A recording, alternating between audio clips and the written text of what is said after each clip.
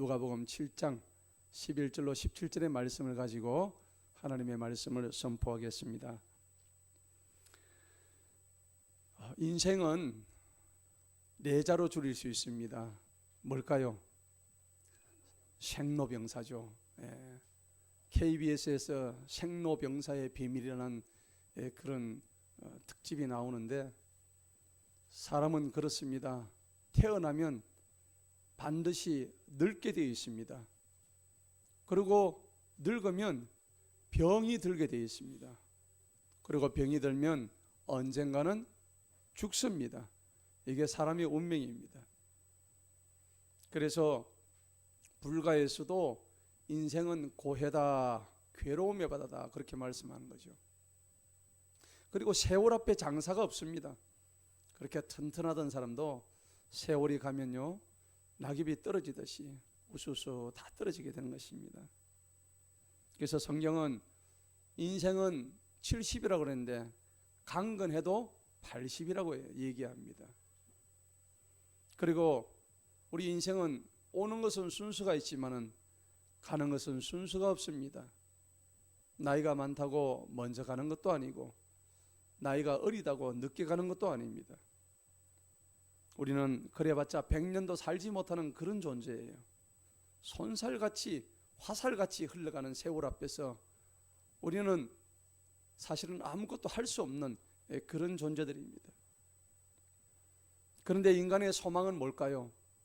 이런 짧은 인생 속에서 우리는 영원히 죽지 않고 사는 것을 소망한 것이 바로 인간의 마음이고 인간의 바람들입니다. 영원히 산다는 것은, 영원히 살고자 하는 그 이유에는 뭔가 있냐면 죽음을 두려워한다는 마음이 있기 때문입니다. 오늘 우리가 읽었던 본문의 말씀도 마찬가지입니다. 하나님께서 이 나인성 예루살렘 밑에 있는 작은 마을입니다. 이 나인이라는 도시는 조그마한 동네 이름입니다. 그런데 이 동네에서 지금 초상이 난 거예요. 장례식이 난 것입니다. 지금 한참 젊은 애예요. 이 젊은 아이가 지금 무슨 병으로 갑자기 죽은 거예요. 그래서 자기 엄마는 또 남편이 없는 과부였습니다. 아들이라고는 달랑 이 한 아들밖에 없는 거예요. 그런데 이 아들 보고 살았던 엄마가 아들이 죽어버리니까 그 비통함과 슬픔은 이루 말로도 할 수 없는 지금 그런 장면을 오늘 여러분들이 보고 계시는 겁니다. 여러분, 왜 엄마가 이렇게 비통과 슬픔에 젖어 있을까요? 이유가 뭘까요? 아들의 죽음 때문입니다. 여러분, 죽음이 뭡니까? 죽음은 의학적으로, 물리학적으로 보자면은 심장이 뛰지 않는 것을 최종적인 의사가 사망의 판정을 내리는 것입니다. 그리고 또 뇌의 이게 모든 활동이 정지되는 것을 얘기하는 겁니다. 그리고 호흡이 멈추는 것을 죽음이라고 의학적인 용어로 얘기합니다.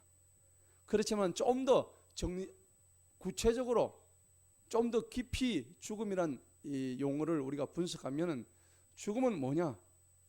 우리의 육체와 영혼이 완전히 분리되는 사건을 죽음이라고 하는 것입니다. 그러니까 이 죽음이란 것은 의학적으로 물리적으로만 우리가 분석할 수 있는 그러한 단순한 것이 아니란 것입니다. 사람이 영혼이 있다는 것을 어떻게 믿겠습니까? 우리의 육체가 전부다라 그러면은 우리는 서로 보지 않는 상태에서는 얘기할 수 없을 것입니다. 우리는 예를 들어서 아주 석류만 생각만 해도 우리 침샘에서는 아주 그냥 침이 막 고입니다. 석류를 보지 아니했음에도 불구하고 우리 뇌리 속에 있는 기억 때문에 우리는 마음이 있습니다. 그리고 우리에게는 영혼이 있습니다. 그리고 우리에게는 정신이 있습니다.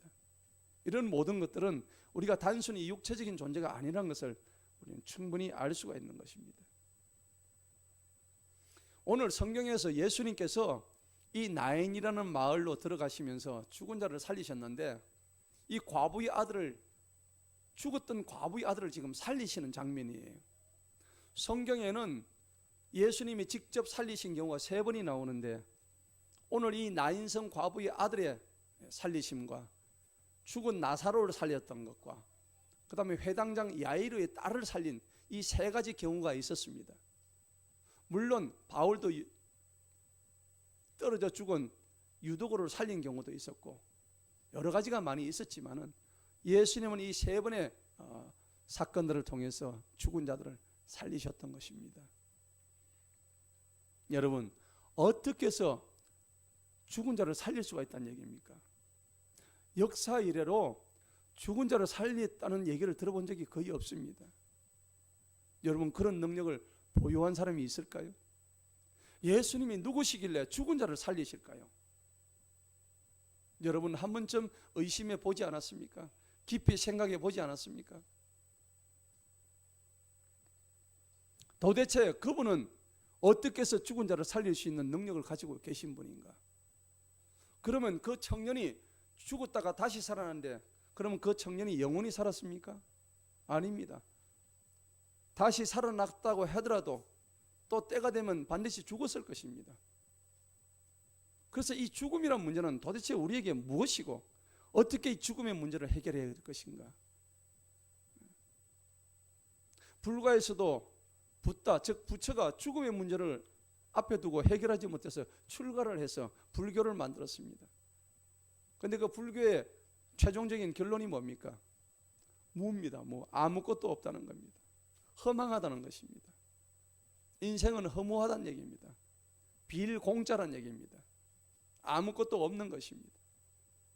무에서 출발해서 그냥 무로 끝나는 것입니다.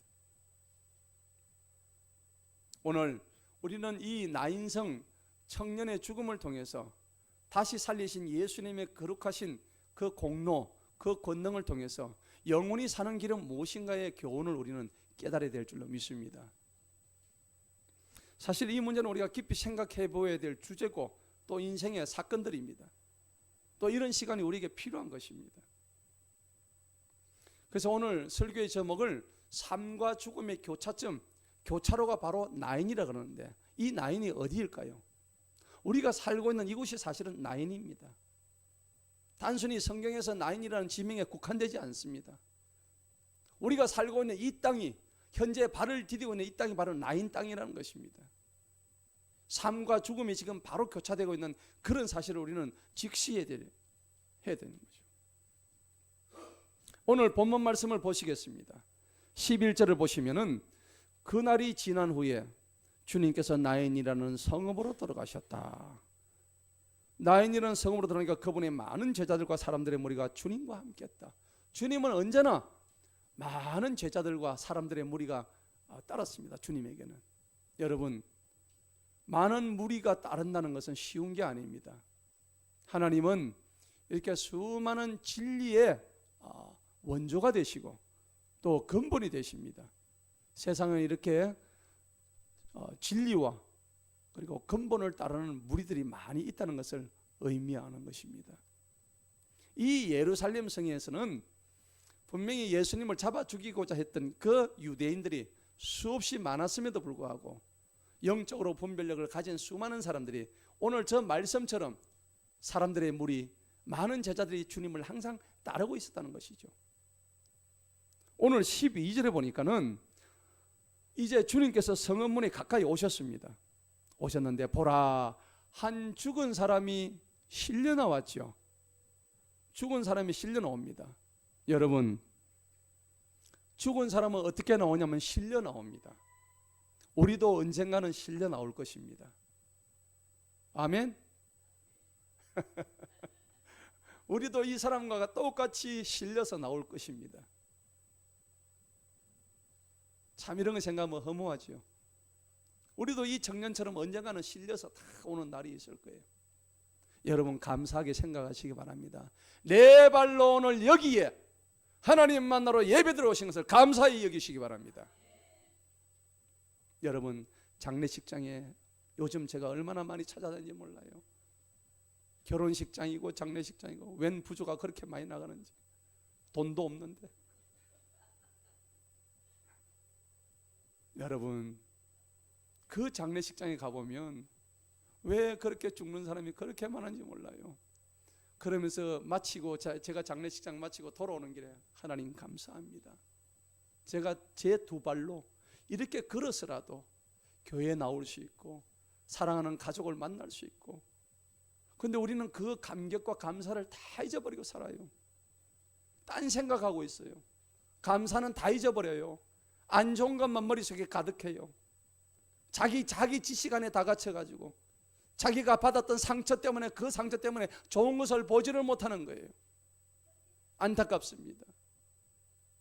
여러분, 오늘 저 말씀에 죽은 사람이 실려 나왔다는 저 말씀에 주목하시기 바랍니다.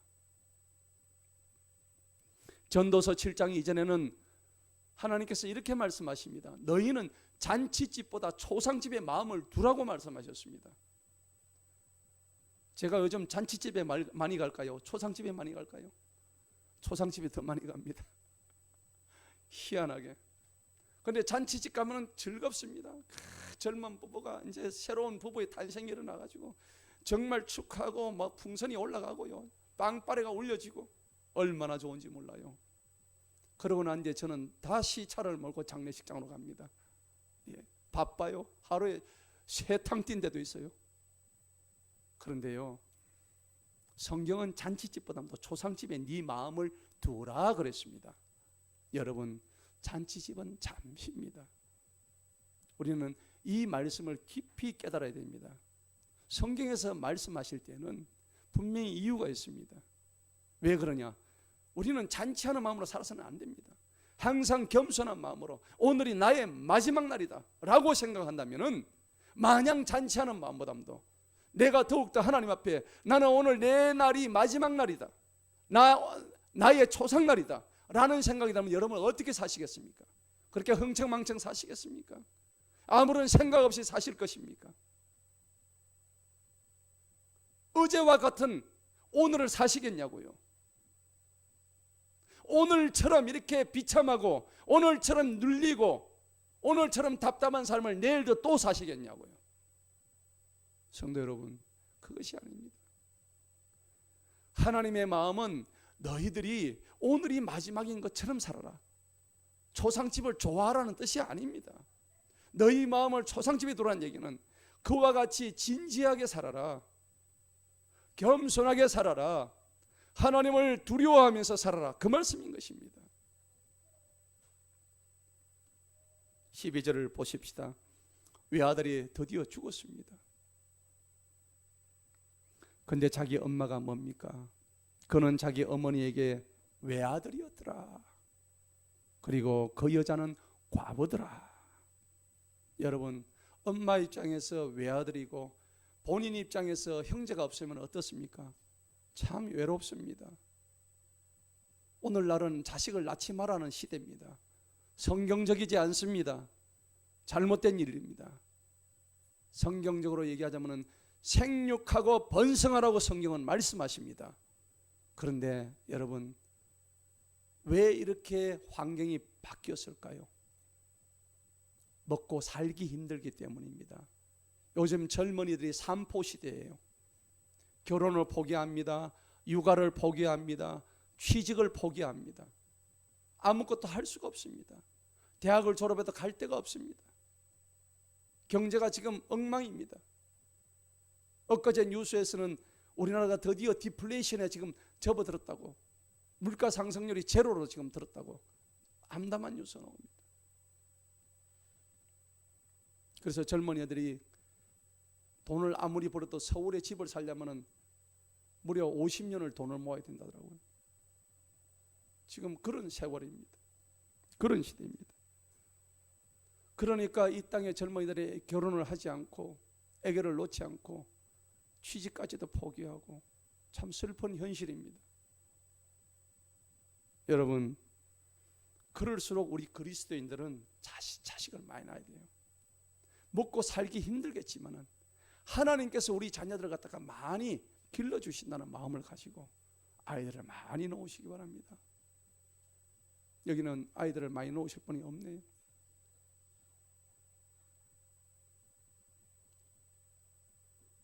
그런데 오늘 죽었던 이 외아들은 자기 형제간이 없으니까 얼마나 외롭겠습니까? 그런데 더 슬픈 일은 죽은 자는 몰라요. 지금 슬퍼하는 사람이 누굽니까? 자기 엄마예요. 엄마가 과부란 말이에요.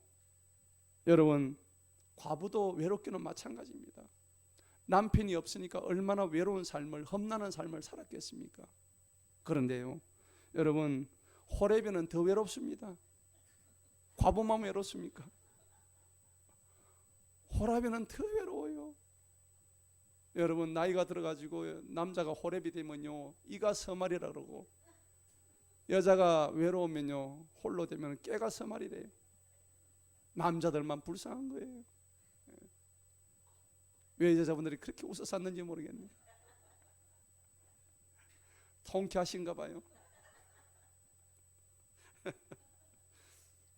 이렇든 저렇든 이렇게 우리 삶과 죽음 앞에서 인간은 절대적으로 고독한 존재라는 것을 오늘 성경이 말씀하고 있는 거예요. 왜냐하면 이 죽음이란 것은 누구도 대신할 수 없는 그런 사건이거든요. 사랑하는 아내가 대신해 줄 수도 없고, 내가 믿고 든든했던 내 남편도 대신해 줄 수 없는 것이 바로 죽음이란 사건이에요. 여러분, 더군다나 오늘 이 죽었던 사람은 다른 사람이 아닌 젊은 청년이었습니다. 미래가 짱짱했던 젊은 청년이 이렇게 갑자기 죽음을 당한 거예요. 엄마가 땅을 칩니다. 통곡을 합니다. 여러분, 사랑하는 자기 아들이 이제 미래가 구말리 같은 그 청년이 죽었다고 생각해 보세요. 땅을 치지 않겠습니까? 얼마나 원통한 일입니까? 있을 때 잘합시다. 우리 모두 있을 때 잘하시기 바랍니다. 자, 이 인간의 죽음을 앞에 두고 여러분, 우리는 다시 한번 생각해 봐야 돼요. 왜 인간은 이렇게 죽어야만 되는가? 성경은 죽음에 대해서 뭐라고 얘기하는가? 알아야 됩니다. 여러분, 죽음 뒤에 그러면 도대체 뭐가 있길래 이렇게 사람들은 죽음을 두려워하고, 죽음 끝에 뭐가 있을까요? 세상 사람들은 죽음 뒤에 아무것도 없다고 얘기합니다. 아닙니다. 히브리서 9장 27절에 사람이 한 번 죽는 것은 정한 이치고 죽고 난 뒤에는 반드시 하나님의 심판이 있으리니, 성경은 분명히 말씀하십니다. 저나 여러분이나 죽고 나면 하나님의 심판이 기다리고 있다고요. 믿든지 말든지. 안 믿어서 나중에 죽으니까 그때 오 목사가 그렇게 얘기할 때 내가 믿을 걸, 죽고 난 뒤는 이미 늦습니다. 나는 아직 안 죽는데요. 예배 보고 나가다가 우리가 죽을 수 있습니다. 여러분, 장담하지 마시기 바랍니다. 오늘이 나의 마지막 날이 될 수도 있다고요. 교만하지 마시기 바랍니다. 하나님 앞에 겸손하시기 바랍니다. 속히 주님께로 돌아와서 회개하고, 오늘이 나의 마지막 날인 것처럼, 잔치집보다 내가 내 마음을 초상집에 두는 것처럼 그런 마음으로 사시는 여러분 되기를 축원합니다. 로마서 6장 23절에 왜 이렇게 사람은 죽어야 되는지 이유에 대해서 분명히 말씀합니다. 로마서 6장 23절에는 죄의 삭은 사망이다 얘기하고 있습니다. 사람이 죽고 사망하는 이유는 죄 때문이라고 오늘 분명히 성경이 말씀하시는 거예요. 죄값을 받는다는 얘기입니다. 우리가 죄 때문에 사망에 이르게 되고 죄 때문에 죽어야 된다는 것을 성경이 말씀하고 있다는 거예요. 여러분, 우리의 사망은 어디서 왔을까요? 나는 죄가 없다. 아니죠. 모든 사람이 죄를 범하였으며 의인 없나니 단 한 사람도 없다 했습니다. 그런데 이 죄는 어디서부터 출발됐냐니까, 우리 인류의 조상이었던 에덴 동산에 있었던 아담과 하와로부터 그 죄가 출발을 했다는 것을 우리는 알아야 됩니다. 성도 여러분, 죄라는 것은 무엇이냐? 크고 작은 죄를 많이 짓죠. 교통법규도 위반하잖아요. 예. 이런 죄도 짓고 저런 죄도 지어가지고 감방에 많이들 들어갑니다. 여러분, 감방 안 들었다고 해가지고 나는 죄인이 아닌 것이 아닙니다. 그들은 들킨 죄인이지만 우리는 단순히 안 들킨 죄인일 뿐입니다. 성경에서는 죄가 뭐라고 정의하느냐면, 성경에서 죄라는 의미는 하나님과 내가 분리되는 것을 죄라고 얘기합니다. 하나님과 나 사이가 관계가 끊어지는 것을 죄라고 얘기합니다. 무엇을 큰 도둑질해서 죄, 그거는 물론 죄고 자잘한 죄지만은 가장 근본적인 죄는 하나님과 내 사이가 완전히 끊어지는 것이 죄 중의 죄라는 것입니다. 용서받을 수 없는 죄 중의 죄라는 것입니다. 소소한 죄는 여러분들 용서받을 수 있습니다. 하지만은 하나님과 나 사이가 완전히 분리되는 죄는 이거는 영원히 지옥 가는 죄입니다. 여러분, 오늘 우리는 그런 죄를 짓지 마시기 주님의 이름으로 축원합니다. 하나님과 인간 사이가 이렇게 분리된다는 것은 우리는 창세기 보면 하나님의 형상대로 다 지음을 받았던 존재예요. 하나님의 얼굴이란 말입니다. 우리 얼굴들이. 그래서 나중에 우리 언젠가 하나님의 얼굴을 배울 날이 있을 거예요. 그런데 그때 보면은 우리와 똑같은 형상을 하고 계시는 인자한 얼굴, 아주 자비로운 얼굴, 자애로운 얼굴을 하고 계신 아주 근엄하신 위엄이 넘치시는 영광 중에 계신 그 하나님을 배울 날이 있을 줄로 믿습니다.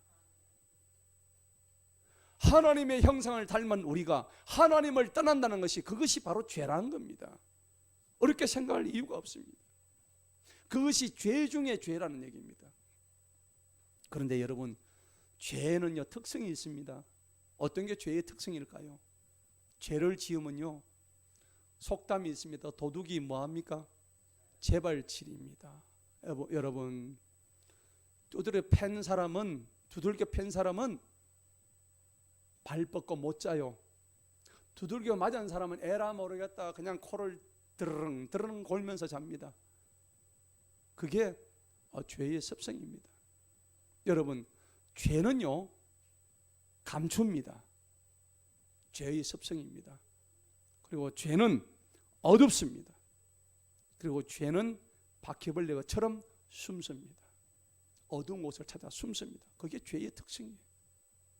여러분들 죄를 지어보지 않았습니까? 마치 한 번도 죄 짓지 않은 사람처럼 앉아 계시네. 저는 죄를 지었을 때 숨었습니다. 두려웠습니다. 두려움이 엄습합니다. 죄를 짓고 제가 당당해 본 적이 한 번도 없었습니다. 늘 쫓겨다녔습니다. 마음이 불안했습니다. 하나님이 주시는 평강을 누리지 못했습니다.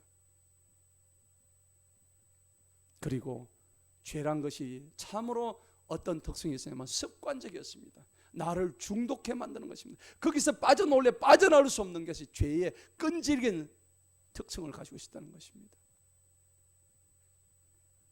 나오기가 힘들었어요. 죄는 형벌을 받게 합니다.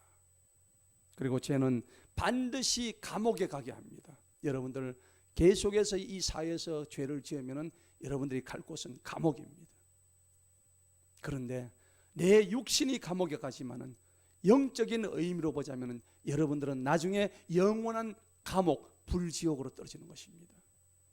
하나님과 내가 분리되는 이 죄의 사건 속을, 이 죄 때문에 나는 하나님과 완전히 떨어진 저 영원한 악의 구렁텅이 속에서 살아가야 하는 운명에 처했다는 거죠. 여러분, 죽을 때 저승사자가 찾아온대요. 귀신 영화 보면은 검은 도포를 쓰고 삿갓을 쓰고 두루마리를 탁 걸치고 전설의 고향 하면은 찾아옵니다. 여러분, 그게 마치 드라마처럼 보이지만 실제 그렇답니다. 임사 체험을 했던 수많은 사람들이 마지막 죽을 때 안돼 오지마, 나 좀 찾아오지마, 그걸 지켜보던 수많은 도우미들이, 마지막 임종 도우미들이 그들에게 글을 쓰고 있습니다. 글을 쓰면서 그들에게 닥친 그 죽음의 그림자들을 바라보면서 하나님은 살아계신 것을 간증하고 있습니다. 여러분, 우리가 죽으면 우리가 육체에서 영혼이 빠져나가면서 이 영혼이 땅에 떨어져서 죽어있는 내 육체를 바라봅니다. 그것이 영혼이 이탈되고 그리고 내 유체에서 이탈되는 현상이라고 얘기합니다. 여러분, 죄의 값은 최종적으로 사망입니다. 오늘 이 나인성의 청년이 죽었던 이유는 분명히 하나님께서 이 죄의 값을 치르게 하셨을 것이라는 것을 짐작할 수가 있습니다. 인간은 누구나 죄인입니다. 우리는 나인성에 살고 있기 때문에 이 청년뿐만 아니라 우리도 똑같이 나인성의 죄인일 뿐입니다. 내가 더 낫다고 주장할 이유가 없습니다. 그런데 인간은 원래 약한 존재지만 이 약한 존재를 구원하시려고 저 높은 곳에 계신 하나님께서 직접 인간의 몸을 입고 이 땅에 나타나셨습니다. 우리의 모든 죄악을 단 한 번에 자신의 몸을 들여서 희생제물로 번제물로 바쳐서 우리의 모든 죄악을 한꺼번에 다 해결해 주신 사건이 골고다 십자가의 사건인 줄로 믿습니다. 여러분, 누구든지 그분의 이름을 부르고 누구든지 예수 그리스도를 믿기만 하면 너와 내 집에 구원을 얻으리라 성경은 말씀하십니다. 여러분, 오늘 이 자리가 여러분들의 가정이 구원받는 자리가 되기를 축원합니다. 오늘 13절을 보시겠습니다. 13절을 보면 그 여자, 주님께서 그 여자를 보시고 그 여자를 불쌍히 여겼습니다. 여러분, 우리는 사람은 어려운 사람을 볼 때 불쌍히 여기는 마음을 가져야 됩니다. 그런데 감정이 메말라 버린 사람은 남을 불쌍히 여기지 않습니다. 어려운 형편에 있다든지 어려운 처지에 있는 사람을 보고 우리는 불쌍히 여기는 마음을 가질 때 이게 바로 하나님의 마음입니다. 자비의 마음입니다. 긍휼의 마음입니다. 오늘 주님은 이 과부를 보고 자기 아들이 죽었던 이 여자를 보시고 그 여자를 어떻게 여겼습니까? 오늘 말씀이니까 불쌍히 여기십니다. 불쌍히 여기서 그 여자에게 말씀하시기를 울지 말라. 오늘 말씀에 울지 말라고 분명히 말씀하십니다. 여러분, 하나님은 긍휼의 하나님이다. 아무리 잘못함이 있다 하더라도 회개하고 돌아오는 자에게 베풀어 주시는 그 긍휼이라는 것은 이루 말할 수 없는 하나님의 은혜 중에 은혜입니다. 지극히 큰 동정심을 가지신 분이 바로 우리 하나님이십니다. 우리 하나님은 가난하고 지치고 찌들고 연약하고 병든 자들을 위한 우리 주님이십니다. 여러분, 삶이 힘드십니까? 삶이 지치십니까? 주님을 의지하시기 바랍니다.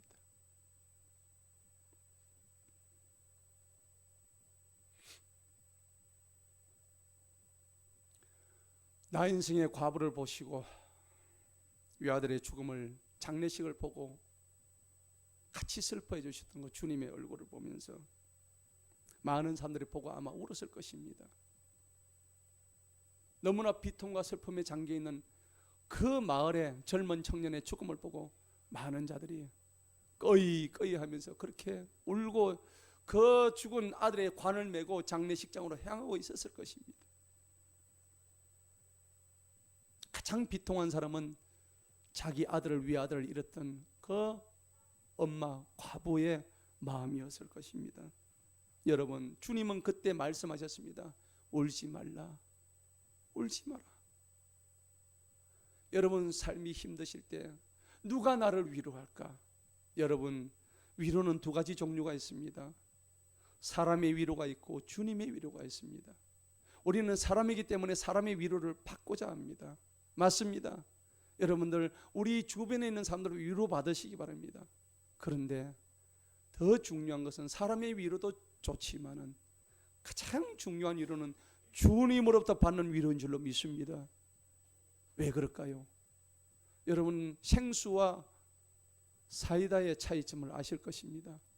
음식 먹고 난 뒤에 사이다를 저는 마시지 않습니다. 사이다를 마시면 꼭 생수로 입을 헹궈야 되기 때문입니다. 머지않아서 사이다만 마시면 이빨이 썩습니다. 하지만 생수를 마시면 그런 일이 없습니다. 사이다를 먹으면 내 몸에 물이 요구됩니다. 입 마실 때는 시원함이 있겠지만 결코 영원한 생명의 물이 될 수가 없습니다. 요한복음 4장 13절에 내가 주는 물을 마시는 자는 영원토록 목마르지 아니하리니 영생토록 솟아나는 샘물이 되리라고 주님께서 직접 말씀하셨습니다. 여러분, 영원한 샘물, 그 샘물 마시는 저와 여러분 되시길 축원합니다. 그렇기 때문에 오늘 주님께서 직접 말씀하시는 울지 마라, 여러분 주님의 음성을 들으시기 바랍니다. 여러분들이 힘들고 통곡하고 울 때 주님께서 찾아오셔서 등을 투닥투닥 두드리면서 딸아 울지 마라, 아들아 울지 마라 라는 음성을 직접 들어보시기 바랍니다. 사람에게 위로받는 것도 좋지만은 사람의 위로에 너무 기대지시 마시기 바랍니다. 사람의 위로는 때로는 변질되기 때문입니다. 오늘 14절 보십시다. 14절에 보니까 주님께서 오셔서 어디에 손을 대셨습니까? 관에 손을 대셨습니다. 여러분, 전능하신 주님의 손길이 관의 손에 타치가 된 거예요. 하나님은 말씀으로 세상을 창조하셨지 무엇을 만져서 세상을 창조하신 분이 아닙니다. 이 과부의 젊은 아들을 살리시는데 굳이 관에 손을 댈 필요가 없습니다. 여러분, 말씀으로도 얼마든지 살릴 수 있었을 것입니다. 그런데 오늘 저 말씀해 보니까 주님께서 직접 찾아오셔서 관에 손을 대셨습니다. 왜 그럴까요? 우리는 어떤 경우든 주님을 찾아야 되기 때문입니다. 가만히 앉아서는 우리는 주님을 만날 수가 없습니다. 주님께서 오시도록 주님의 이름을 불러야 됩니다. 여러분, 주님은 말씀으로도 그 죽은 청년을 살릴 수가 있었지만 직접 관에 손을 대는 행동을 통하여서 가까이 타치하는 아름다운 사랑의 표본을 보여주셨다는 겁니다. 여러분, 죽은 상태로 있는 이 관을 직접 주님이 터치하시니까, 주님의 손길로 터치를 하시니까 살아났던 거예요. 여러분, 주님께로 가까이 가야 삽니다. 따라합시다. 주님께로 가까이 가야 삽니다. 그렇습니다. 오늘 14절 보니까 손을 대시니 그를 운반한 자들이 멈추니라. 주님께서 말씀하시기를 청년아 내가 너에게 말하노니. 주님께서 굳이 이 말씀 안 하셔도 돼요. 눈만 한번 깜빡해도 그 청년은 일어납니다. 그런데 주님이 직접 이 죽은 청년에게 말씀하시는 장면이에요. 여러분들 말씀을 들어야 됩니다. 말씀을 들어야 살아납니다. 듣는 자는 살아나리라. 눈이 있어도 보지 못하고 귀가 있어도 듣지 못하는 수많은 심령들을 향해서 주님 말씀하십니다. 여러분, 그래야 그분의 음성을 듣는 거예요. 주님께로 가까이 와야 삽니다.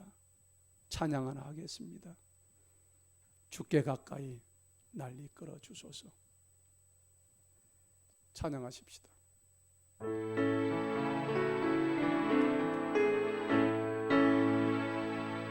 주께 가까이 날 이끄소서. 간절히 주님만을 원합니다. 채워주소서. 주의 사랑을 진정한 찬양 드릴 수 있도록 주께 가까이 날 이끄소서. 간절히 주님만을 원합니다. 채워주소서. 주의 사랑을 진정한 찬양 드릴 수 있도록 목마른 나의 영혼 주를 부르니 나의 맘 만져 주소서. 주님만을 합니다. 더 원합니다. 나의 맘 만져 주소서. 아멘. 그렇습니다. 오늘 이 찬양처럼 주께 가까이 날마다 다가가는 우리 모두가 되기를 축원합니다. 오늘 14절에서 주님께서 죽었던 청년에게 일어나라, 죽은 자에게 일어나라 말씀하시니까 그 죽은 자가 벌떡 일어섭니다. 15절을 보시겠습니다. 15절 보니까 죽은 자가 앉아서 말하기 시작하니라. 죽은 자가 벌떡 일어나서 앉아서 말을 하기 시작했습니다. 자, 주님께서 그를 그의 어머니에게 어떻게 하셨습니까?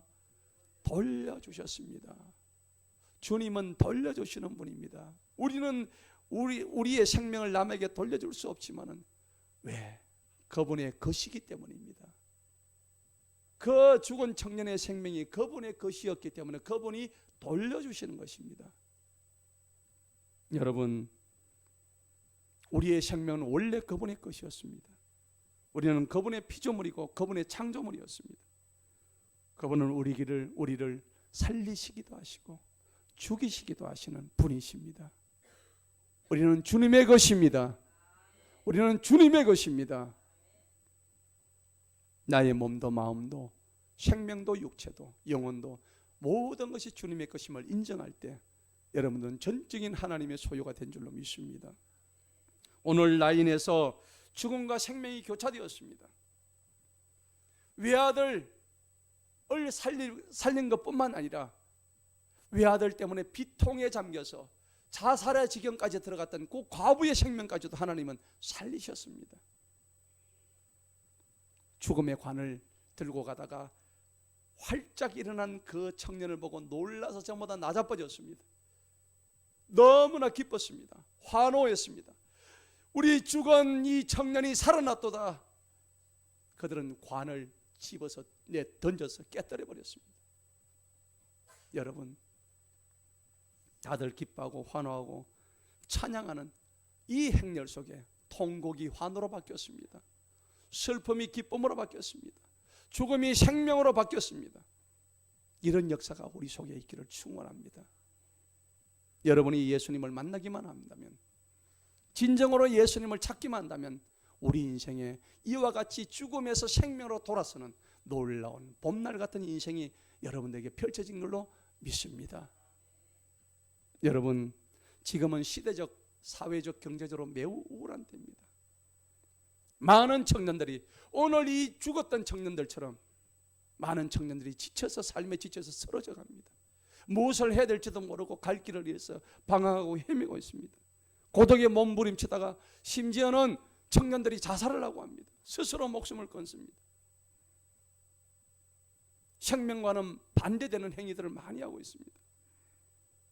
그런데 우리 그리스도는 어떻게 됩니까? 이 죽음의 시대, 이 죽음의 도시에 그리스도의 생명의 숨결을 부르는 일들을 우리가 감당해야 됩니다. 16절을 보시겠습니다. 주님께서 돌려주시니 모든 사람이 두려워했습니다. 성도 여러분, 하나님을 경외하고 여호와를 두려워하는 것이 너희의 지혜와 지식의 근본이라고 잠언 말씀에서 말씀하십니다. 여러분, 우리는 두려워할 것을 두려워해야 됩니다. 우리는 마귀를 두려워하지 마시기 바랍니다. 사단을 두려워하지 마시기 바랍니다. 우리는 하나님을 두려워해야 됩니다. 하나님을 경외해야 됩니다. 그것이 우리의 모든 지혜의 근본이요 지식의 출발점인 것을 우리 믿으시기 바랍니다. 여러분, 유대인의 교육이 왜 유명할까요? 세계적인 경제적인 부를 잡고 세계적인 지도층의 리더를 잡고 있는 유대인이 왜 그렇게 유명할까요? 전 세계 노벨상을 휩쓸고 있는 민족이 유대민족이에요. 그들은 어릴 때부터 탈무드 교육을 시킵니다. 모세오경, 소위 말해서 토라 교육을 시킵니다. 신명기 28장의 교육을 아주 칼같이 시킵니다. 그리고 하브루 토라를 공부시킵니다. 저들은 하나님의 말씀을 온전히 하나님의 말씀만 교육을 시킵니다. 학교보다 중요한 것이 그들에게 가정입니다. 이 가정의 달을 맞이해서 우리가 유대인의 가정교육을 배워야 될 점이 사실은 너무나 많이 있습니다. 여러분, 오늘 16절에 보니까 모든 사람이 두려워했고 하나님께 무엇을 돌렸습니까? 영광을 돌렸습니다. 고린도서 10장 31절 그런즉 너희는 먹든지 마시든지 무엇을 하든지 하나님의 영광을 위해서 살아라. 누가 여러분에게 당신의 인생의 목적이 뭡니까? 당신 인생의 목적이 뭡니까? 물었을 때 여러분들은 거침없이 고린도서 10장 31절의 말씀을 과감하게 외치시기 바랍니다. 나는 먹든지 마시든지 무엇을 하든지 하나님의 영광을 위해서 나는 살기 위해 이 땅에 태어났습니다 라는 말씀을 과감하게 던져야 됩니다. 오늘 16절의 말씀을 보니까 영광된 삶을 살기 위해서는 이 육신에 살면서 여러분들의 삶을 영적인 삶으로 돌려야 됩니다. 여러분 보세요. 우리 육이 얼마나 부패하고 썩고 더러운지 몰라요. 제가 일본에 가가지고 너무 바빠가지고 밥을 먹고 양치질을 못했습니다. 그런데 점심때 닦아야지 해야 되는데 점심때도 밖에 나가서 이빨을 닦지르면 칫솔이 없어 못 닦았어요. 그래서 이제 저녁에 수도원에 돌아오는데 제 어디 몸에서 냄새가 나요. 아무리 봐도 모르겠는 거예요. 가만히 보니까 제 입에서 냄새가 나는 거예요. 아침에 못 닦고 점심때 못 닦았으니까 저녁 때니까 여기서 입에서 냄새가 나는데 제가 그때 깨달았습니다. 이 육신은 진짜 부패하고 더럽고 썩는 것이구나. 제가 그때 느꼈습니다. 여러분 아무리 아리따운 여성이라 할지라도 사흘만 머리 안 감아 보십시오. 머리에서 쉰내가 나더라고요. 우리 효원이가 엊그제 계속 밤샘 작업해가지고 제가 효원이에 들어왔을 때 어제 효원아 수고했다 사랑해 하면서 탁 안아주는데 머리가 제 코끝을 스쳐가는데 3일 동안 머리를 안 감은지 쉰내가 나는 거예요. 여러분 제 사랑하는 딸 머리에서 쉰내가 나더라고요. 우리 인간의 육신은 이렇게 부패하고 더럽고 냄새나고 추한 거예요. 육신으로 살면 안 됩니다. 육으로 사시면 안 된다고요. 여러분 우리는 영으로 살아야 됩니다. 내 육신은 부패하고 썩어서 없어진다 할지라도 영적으로 사시는 여러분 되시기를 축원합니다. 오늘 말씀의 결론을 맺습니다. 오늘 우리가 분명히 16절에 보니까 하나님을 두려워하고 하나님께 영광 돌리는 삶을 할 때 한 위대한 선지자가 우리에게 딱 나타나신 거예요. 그 위대한 선지자가 누굽니까? 바로 주 예수 그리스도시다는 겁니다.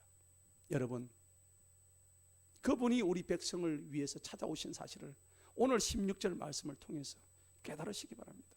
오늘 그분께서 저와 여러분의 삶 속에 가운데 임재하고 계신다는 사실을 깨달으시기 바랍니다. 육적인 삶을 버리시기 바랍니다. 육적인 생각은 사망이라고 로마서 6장에서 말씀하십니다. 너희들의 영적인 생각은 생명과 평안이라고 주님께서 말씀하고 계십니다. 여러분 진리의 빛 되시고 생명의 빛 되신 주님을 바라보시기 바랍니다. 특히 오늘 청년들에게 말씀드립니다. 청년들은 오늘 달리다고 하신 하나님의 말씀처럼 다시 한번 일어서시기 바랍니다. 모든 어둠의 영역을 다 떨쳐버리고 내 속에 있는 모든 어둠을 떨쳐버리고 하나님의 영을 충만하게 받아서 오늘 이 죽었던 청년들이 다시 일어선 것처럼 과감하게 떨치시고 일으시기 바랍니다. 여러분 나인이 어딜까요? 나인은 성경에서 보면 예루살렘의 작은 도시에 불과하지만 나인은 바로 오늘 이 자리가 나인인 줄로 믿습니다. 오늘 이 자리가 삶과 죽음이 교차되는 교차로가 되는 것입니다. 작은 성읍 마을 나인에서 일어났던 이 한 사건을 통해서 오늘 우리에게 주시는 하나님의 큰 교훈을 깨달으시기 바랍니다. 옳은 가정의 달입니다. 여러분 무너져가는 가정 사회를 살리고 또 회복할 수 있는 것은 주님의 십자가 사랑과 은혜밖에 없는 줄로 믿습니다. 여러분 사람이 먼저라 그러는데 사람이 먼저가 아닙니다. 사람이 먼저가 아니에요. 주님이 먼저예요. 세상에서는 사람이 먼저라고 하는데 우리는 주님이 먼저가 되어야 됩니다. 사람이 먼저 됐기 때문에 인본주의가 나온 것이고 사람이 먼저 됐기 때문에 이 세상이 혼탁하고 부패해져가는 거예요. 우리는 그런 세상에서 주님이 먼저 되는 세상을 우리는 만들어야 될 줄로 생각합니다. 그럴 때에 우리의 신앙을 회복하면 우리 속에 이 복음이 들어가면 모든 것이 회복되고 살아가는 놀라운 역사가 나타나는 거예요. 여러분 내 가정의 주인은 오직 예수입니다. 달리다고 일어서라 청년아 말씀하셨을 때 다시 한번 일어서셔서 이 타락한 세상 끝에서 주님의 이름을 다시 한번 부름을 만해서 모두가 승리하는 이 5월의 가정 여러분들의 축복된 가정이 되시기를 간절히 축원합니다. 기도하겠습니다.